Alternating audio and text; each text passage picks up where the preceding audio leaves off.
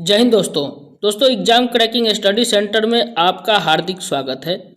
दोस्तों आज exam cracking study centre के माध्यम से जीके जीएस के 50 क्वेश्चन मैं आपके समक्ष प्रस्तुत करूंगा, जो आपके आने वाली एग्जाम्स के लिए बहुत ही महत्वपूर्ण है और 100% गारंटी इस टॉपिक से क्वेश्चन पूछे ही जाएंगे। तो चलिए शुरू करते हैं। आज का पहला प्रश्न है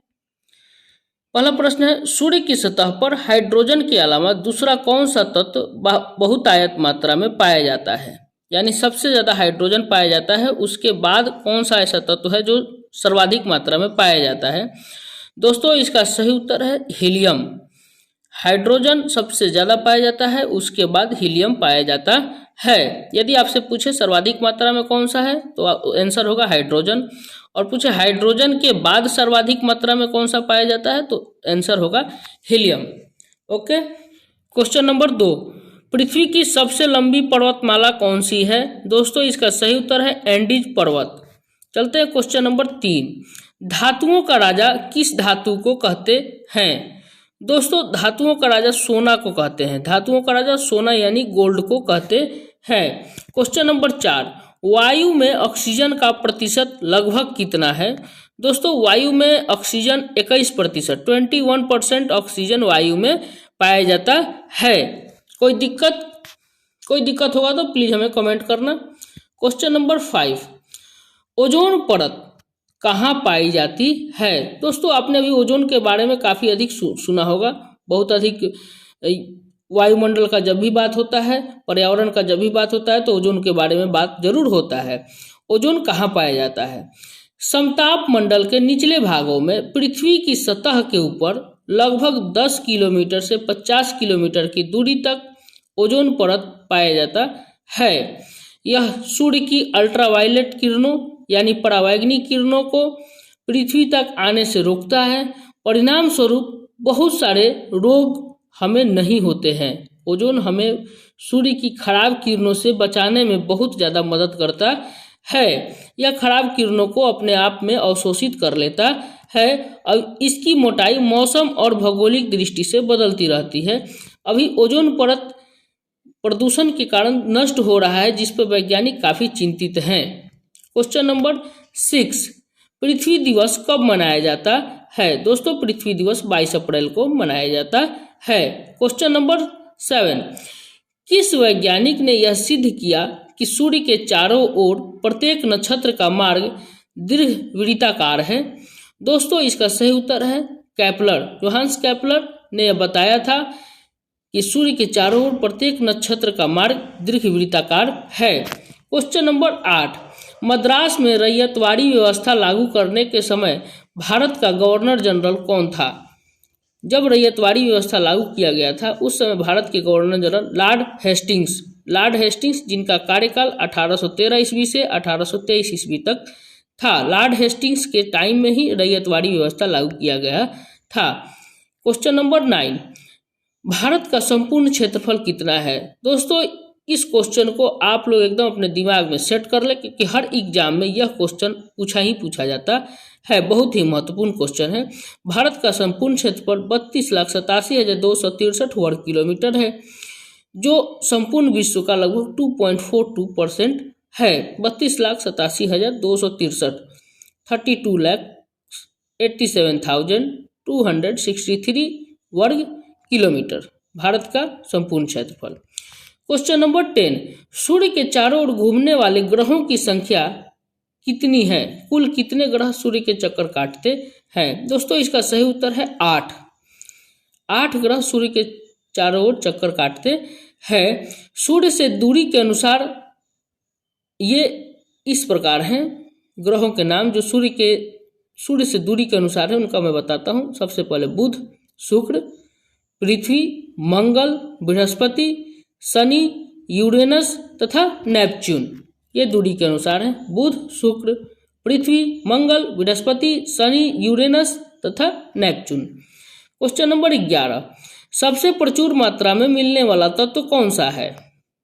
सबसे प्रचुर मात्रा में मिलने वाला तत्व पृथ्वी पर कौन सा है। ऑक्सीजन पृथ्वी पर पाए जाने वाला सर्वाधिक सामान्य तत्व है, जो पृथ्वी के द्रव्यमान का लगभग 47% है। तो आप इसे याद करेंगे। पृथ्वी पर पाए जाने वाला सर्वाधिक मात्रा में पाए जाने वाला तत्व ऑक्सीजन है। क्वेश्चन नंबर 12, किस मंडल में ताप तीव्रता पूर्वक बढ़ता है? आयन मंडल। आयन मंडल में ताप तीव्रता पूर्वक बढ़ता है। क्वेश्चन नंबर 13, पुष्पागिरी वन्य जीव अभ्यारण्य किस प्रदेश में है? पुष्पागिरी वन्य जीव अभ्यारण्य कर्नाटक में है। कर्नाटक। पुष्पागिरी वन्य जीव अभ्यारण्य कर्नाटक। क्वेश्चन नंबर 14, मठिकेतन 16 राष्ट्रीय उद्यान किस प्रदेश में है? मठिकेतन 16 राष्ट्रीय उद्यान केरल में है। मठिकेतन राष्ट्रीय उद्यान केरल। क्वेश्चन नंबर 15, नामेर राष्ट्रीय उद्यान असम के किस जिला में है? असम में तो है, उसका असम के किस जिला में है? तो सोनितपुर में है। सोनितपुर में नामेरी राष्ट्रीय उद्यान है। क्वेश्चन नंबर 16, पूर्वी दलदल का हिरण किस राष्ट्रीय उद्यान में पाया जाता है? काजीरंगा राष्ट्रीय उद्यान असम। पूर्वी दलदल का हिरण काजीरंगा राष्ट्रीय उद्यान असम में पाया जाता है। क्वेश्चन नंबर 17, दुधवा राष्ट्रीय उद्यान कहाँ है? दुधवा राष्ट्रीय उद्यान उत्तर प्रदेश में है। दुधवा राष्ट्रीय उद्यान उत्तर प्रदेश।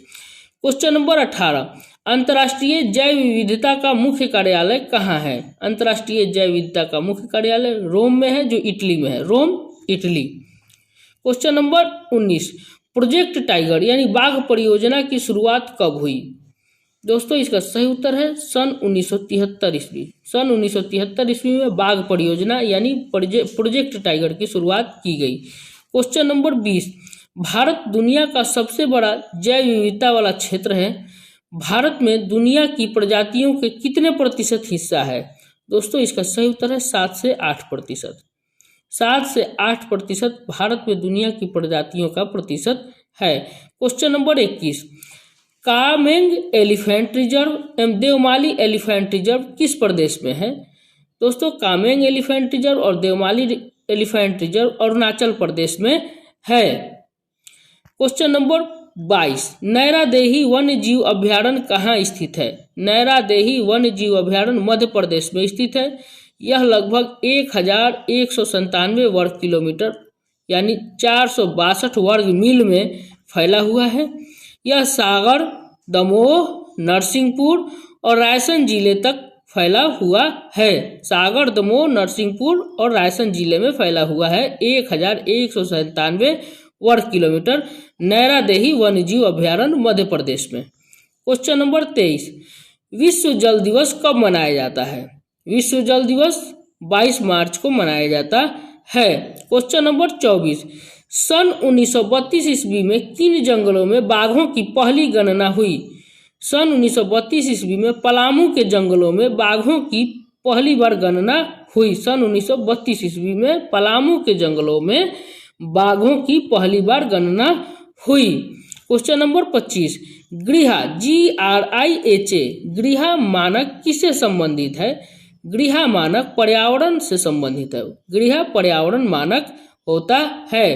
क्वेश्चन नंबर 26, किस शहर को टाइगर गेटवे ऑफ इंडिया कहते हैं? दोस्तों नागपुर को, नागपुर जो महाराष्ट्र में है उसे टाइगर गेटवे ऑफ इंडिया कहते हैं।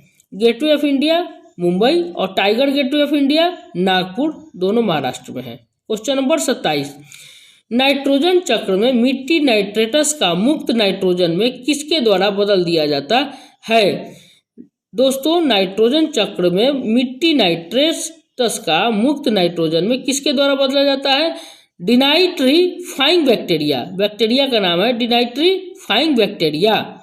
क्वेश्चन नंबर 28, समताप मंडल में ओजोन गैस के परत की मोटाई किस इकाई में मापी जाती है? दोबारा सुने, समताप मंडल में ओजोन गैस के परत की मोटाई किस इकाई से मापी जाती है? दोस्तों इसका सही उत्तर है डॉब्सन इकाई। डॉब्सन इकाई GMV डॉब्सन ने ओजोन परत की मोटाई मापने के लिए स्पेक्ट्रोमीटर एक यंत्र विकसित किया था जिसका नाम है स्पेक्ट्रोमीटर। इसलिए इसका नाम डॉब्सन इकाई रखा गया, क्योंकि जिस वैज्ञानिक ने स्पेक्ट्रोमीटर को विकसित किया उनका नाम है GMV डॉब्सन, जो ओजोन गैस की परत की मोटाई मापने के काम आता है स्पेक्ट्रोमीटर। क्वेश्चन नंबर 29, बुरान नामक वायु किस क्षेत्र में बहती है? दोस्तों उरान रूस में बहने वाली एक हवा है जो ईरान, पूर्वी एशिया, विशेष तौर पर झिंजियांग, साइबेरिया, कजाकिस्तान में चलती है, बुरान नामक वायु। टुंड्रा के ऊपर इसे वाइपरा और परगा कहते हैं। क्वेश्चन नंबर 30, वायु की ऊर्ध्वाधर गति को क्या कहते हैं? वायु की ऊर्ध्वाधर गति को वायु प्रक्षोभ कहते हैं। क्वेश्चन नंबर 31, सती प्रथा बहुत ही महत्वपूर्ण है प्रत्येक एग्जाम के लिहाज से। सती प्रथा को प्रतिबंधित करने के लिए किस वर्ष विनियमन किया गया? दोस्तों, सती प्रथा पर प्रतिबंध लगाने के लिए सन 1829 ईस्वी 1829 ईस्वी में विनियमन पारित किया गया था।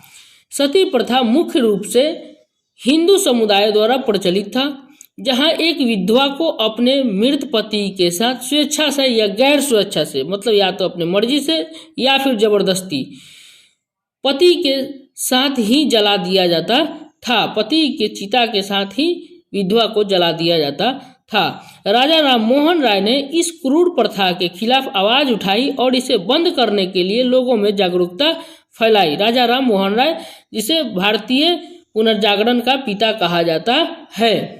क्वेश्चन नंबर 32, हर्यक वंश के संस्थापक बिंबिसार का पुत्र कौन था? दोस्तों, इसमें दो क्वेश्चन है। हर्यक वंश का संस्थापक कौन था? बिंबिसार। बिंबिसार का पुत्र कौन था? अजातशत्रु।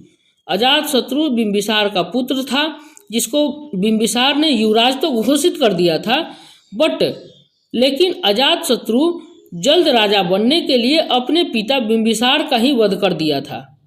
अजातशत्रु अपने पिता बिंबिसार का हत्या करके राजा बन गया था, जबकि उसके पिता बिंबिसार ने उसे पहले से ही युवराज घोषित कर रखा था।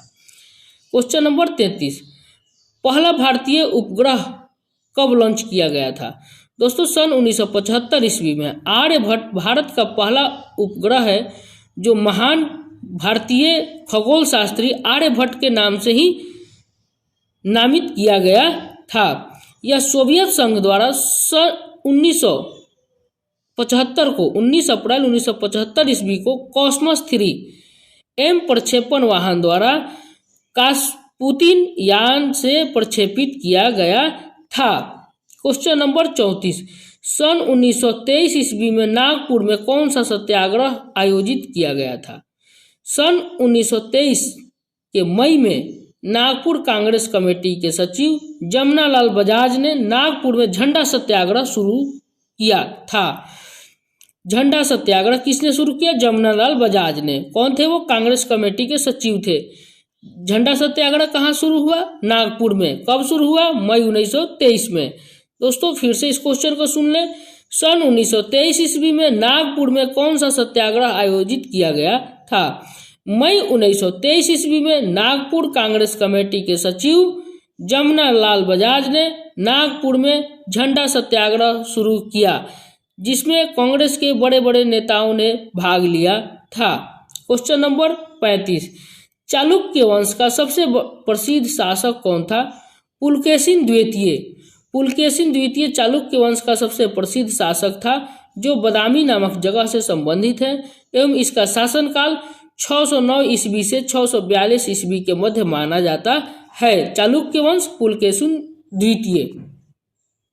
क्वेश्चन नंबर 36, गौतम बुद्ध के प्रथम गुरु कौन थे? दोस्तों, गौतम बुद्ध के प्रथम गुरु अलार कलाम थे। गौतम बुद्ध के प्रथम गुरु का नाम अलार कलाम, जिनसे गौतम बुद्ध ने संन्यास काल में शिक्षा प्राप्त की थी। दोस्तों, इस तरह के क्वेश्चन कहीं भी आपको नहीं मिलेंगे, लेकिन एग्जाम में पूछता है। गौतम बुद्ध के प्रथम गुरु कौन थे? याद कर ले, अलार कलाम। क्वेश्चन नंबर 37, सन 1929 ईस्वी में केंद्रीय असेंबली में सन 1929 ईस्वी में केंद्रीय असेंबली में बम विस्फोट करने वाले क्रांतिकारी कौन थे? दोस्तों, यदि आपको याद है तो बहुत अच्छा है, नहीं याद है तो सुन ले इसे। भगत सिंह एवं बटुकेश्वर दत्त। भगत सिंह एवं बटुकेश्वर दत्त ने सन 1929 ईस्वी में केंद्रीय असेंबली में बम विस्फोट किया था।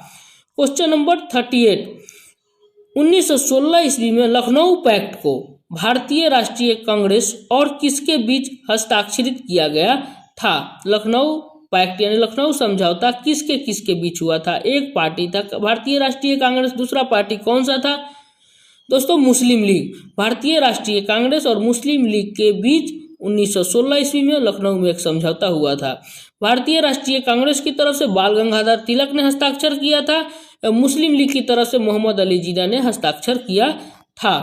क्वेश्चन नंबर 39, किस भारतीय आंदोलन को अगस्त क्रांति के नाम से जाना जाता है? भारत छोड़ो आंदोलन। भारत छोड़ो आंदोलन को अगस्त क्रांति के नाम से जाना जाता है। क्वेश्चन नंबर 40, सन 1905 ईस्वी में बंगाल विभाजन के पश्चात इसका पुनर्मिलन कब किया गया? यानी 1905 में बंगाल विभाजन हुआ था, तो इस विभाजन को कब रद्द किया गया? दोस्तों 1911 ईस्वी में। 1905 में बंगाल विभाजन हुआ था एवं 1911 ईस्वी में पुनर्मिलन हुआ था। दोस्तों इसको थोड़ा विस्तार से जान लेते हैं। वायसराय लॉर्ड कर्जन द्वारा सन 1905 में बंगाल विभाजन किया गया एवं सन 1911 ईस्वी में बंगाली भावना को शांत करने के लिए लॉर्ड हार्डिंग द्वारा 1911 ईस्वी में इस विभाजन को रद्द करके बंगाल को एक कर दिया गया। क्वेश्चन नंबर 41, भारत में मुगल वंश का पहला शासक कौन था? दोस्तों भारत में मुगल वंश का पहला शासक बाबर था, जो सन 1526 ईस्वी में मुगल साम्राज्य बाबर ने शुरू किया था भारत में। क्वेश्चन नंबर 42 VVI क्वेश्चन है, तत्वबोधिनी पत्रिका के संस्थापक कौन थे? देवेंद्र नाथ टैगोर। तत्वबोधिनी पत्रिका के संस्थापक देवेंद्र नाथ टैगोर। क्वेश्चन नंबर 43, एलोरा के कैलाश मंदिर को किस शासक ने बनवाया था? एलोरा के कैलाश मंदिर महाराष्ट्र के औरंगाबाद में स्थित है, जिसे राष्ट्रकूट शासक कृष्ण प्रथम ने बनवाया था। एलोरा के कैलाश मंदिर को राष्ट्रकूट शासक कृष्ण प्रथम ने बनवाया था। क्वेश्चन नंबर 44 तराइन के द्वितीय युद्ध में किसकी पराजय हुई थी? तराइन का द्वितीय युद्ध पृथ्वीराज चौहान, जिसे पृथ्वीराज तृतीय भी कहते हैं, वह मोहम्मद गोरी के बीच हुआ था, जिसमें पृथ्वीराज चौहान की हार हुई थी तराइन के द्वितीय युद्ध में। क्वेश्चन नंबर 45, शिलालेखों में किस राजा को देवनपिया पियादामसी यानी देवताओं का प्रिय बताया गया है? शिलालेखों में सम्राट अशोक को देवनपिया पियादामसी यानी देवताओं का प्रिय बताया गया है। क्वेश्चन नंबर 46, शिवाजी के समकालीन मराठा संत कौन थे? शिवाजी के समकालीन मराठा संत कौन थे? संत तुकाराम। सही उत्तर है संत तुकाराम। यह 17वीं सदी के हिंदू कवि और महाराष्ट्र में भक्ति आंदोलन के संत थे, संत तुकाराम, जो शिवाजी के समकालीन मराठा संत थे। क्वेश्चन नंबर 47, भारतीय राष्ट्रीय कांग्रेस के प्रथम मुस्लिम अध्यक्ष कौन थे?